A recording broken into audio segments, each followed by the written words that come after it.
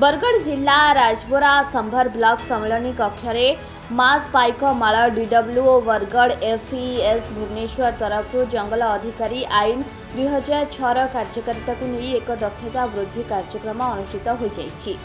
एथिरे मुख्य अतिथि भावे राजबोरा संभर पंचायत समिति अध्यक्ष रंजीत सिंह वारिहा जोग देथिबा बेले सम्मानित अतिथि भावे गोष्ठी उन्नयन अधिकारी सरोज बेहरा एवं अतिरिक्त तहसीलदार तपस्विनी कुटुरका जोग देथिले।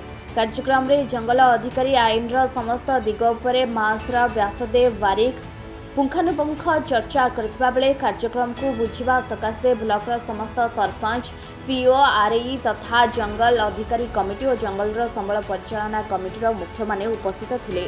एथिरे गोष्ठी संबल अधिकारी गोष्ठीगत जंगल संबल परिचालना योजना एवं कमिटी उपरे विशेष आलोचना करा जायथिला। कार्यक्रम को एफआरएसएल संयोजिका मोनिका व्यवहार MIS Duleswar Pradhan master block संयोजक केशव डनसना आदि सहयोग करथिले।